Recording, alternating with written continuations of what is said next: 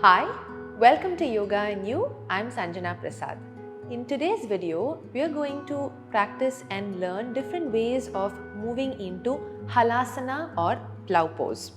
You can rock and roll and go directly into Halasana, transition from Sarvangasana. Very advanced practitioners can even go from Prasarita Padottanasana, from standing directly into Halasana. We can also use props, blocks, chair, wall to help us to experience this posture. When you're practicing Halasana, if you notice, Halasana is very similar to Paschimottanasana. So it's basically a Paschimottanasana but in an inverted form. So it is an inverted forward fold. But a lot of people fear going into Halasana. It is just the fear of falling out of the posture on either side. And practicing these simple tweaks will help you and give you the confidence to get into Halasana comfortably. So let's get started. Do not practice Halasana or any inversion when you're on your period or if you have any neck or shoulder issues. Before you start to practice Sarvangasana, Halasana, make sure you practice Setu Bandhasana, bridge pose, leg raises, strengthen the shoulders and neck and prepare the body for the inversion. Let's get started with the first variation where we're going to rock and roll and go directly into Halasana. The first one I'm going to show you is without any support. What we're going to do is start at the top of the mat and keep the knees really close to you. And we're just going to have fun with this. We're just going to allow the spine to rock back to the floor and rock forward. So use the momentum that is happening when you rock back to come forward again. Let's try that one more time. And forward. Okay, we're going to do this multiple times. When you feel comfortable, when you rock back, you're going to lift the leg up and support your back. Let's practice this. 1. On the 5th one, let's rock back fully into Halasana. 2. You'll notice as I'm rocking back, my hips are already lifting. 3. Almost coming in line with my shoulder. 4. And one more. And down. The next time we practice this, we're going to go into Halasana. Make sure the neck is stable, you're not turning side to side because all the weight is on your neck and shoulders and they are supporting the entire body. Let's go. Back and up, back and up. 2 more. Back and up. And let's get into Halasana here. Breathe. My palms are supporting my lower back. If you notice, my hips are in line with my shoulders. Get your elbows closer to each other, engaging the upper back, and we'll stay here for 1, 2, 3, 4, 5. Very slowly bend your knees if you need to and start to roll the spine down. Lie down on the back, relax here for a few seconds.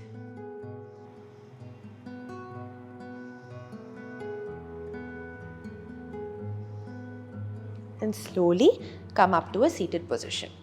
Now, rocking and rolling into Halasana will be suitable for you if you don't really fear going into the posture and you're fairly comfortable with your Paschimottanasana and Sarvangasana, your legs feel free and you're just trying to experiment to a new way into getting into Halasana. Now, what happens if you want to use this rock and roll technique but you're not able to get your feet to the floor or to the mat?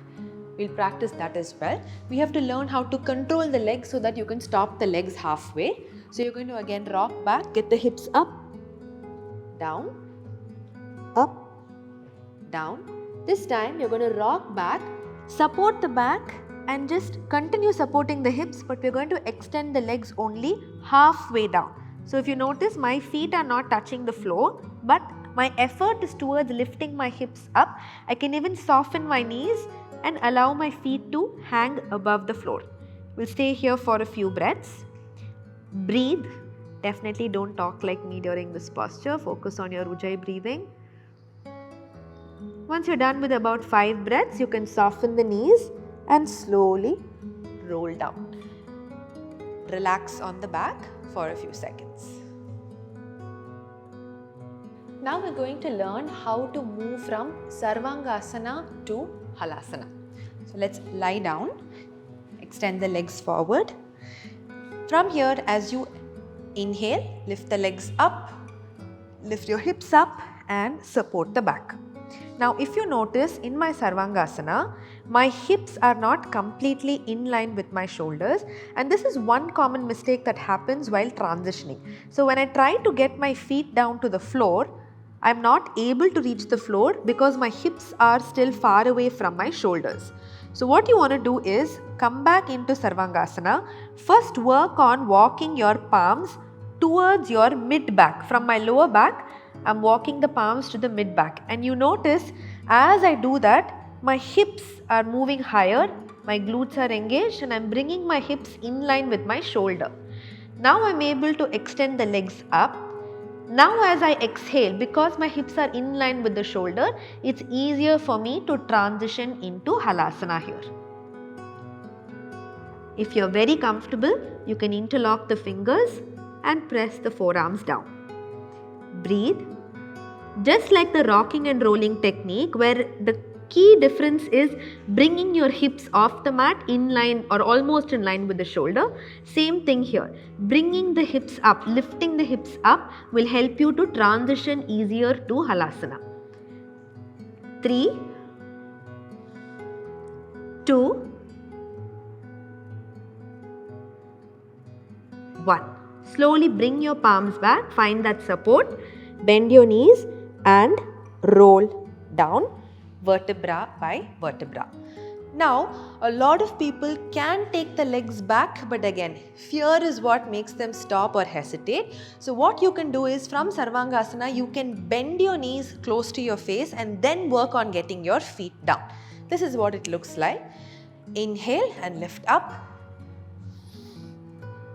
Now from here, first soften the knees, get your knees towards your face. Make sure the hips are in line with your shoulder. Now slowly get one foot on the ground if you can. You can even alternate by switching side to side. This will give you the confidence that the floor is right behind you. There's nothing to fear here. Now once one foot is on the ground, see if you can bring the other foot also down. And then as and when you feel comfortable, your legs are starting to give in, you feel confident, you can straighten the knees and get into a full Halasana. Slowly bend the knees and roll down vertebra by vertebra. Lie down on the back and relax for a few seconds. So what if you can get into Sarvangasana, you're able to get your hip and shoulders in line, but you're still not able to get your feet to the floor? This can happen if there is any restriction around the back of the neck or your upper back or even the lower back and the hamstrings. A chair will be very, very useful for you to use to experience Halasana. Let's give it a try. Make sure you place the chair on the mat so it has good grip. It won't slide off when you place your legs on the chair. Inhale and lift the legs up, hips up, support the back, get into your Sarvangasana. Now when you're ready, slowly you can drop one leg onto the chair, other leg onto the chair and stay here, breathe. Take full support of the chair here so you can walk your elbows together, lift the hip up completely. Make sure you're not tipping the chair over, walk the feet carefully. If you're very comfortable, you can bring your forearms down to the floor. Breathe. 5 to 8 breaths. Slowly bring your palms back. Bend the knees if you need to and roll down. Now here we are using a chair. As you get more and more comfortable, you can reduce the height of this chair. You can even start to use yoga blocks to take your legs when you feel more comfortable to get closer and closer to the floor. The last one we're going to practice is using the wall for Sarvangasana and chair for Halasana. So if you're very uncomfortable with Sarvangasana, you're feeling a little unstable and you feel like you need a little bit more support, then this variation is most suitable for you. So let's give it a try. Start by getting your hips really close to the wall, and from here you're going to lie down on your side first. And then you're going to turn around and place both legs on the wall, and if you need to adjust a little bit more, you can get your hips a little closer. Now from here, let's bend the knees, place your feet hip width apart on the wall. As you inhale, you're going to lift your hips up.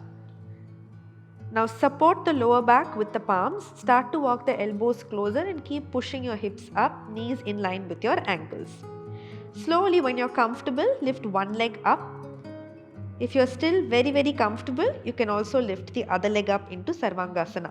If not, keep one leg on the wall. As you exhale, take your right leg here onto the chair. Once you feel comfortable, you feel well supported, you're confident, you can slowly allow the left leg to peel off on its own. Don't force or jump away from the wall.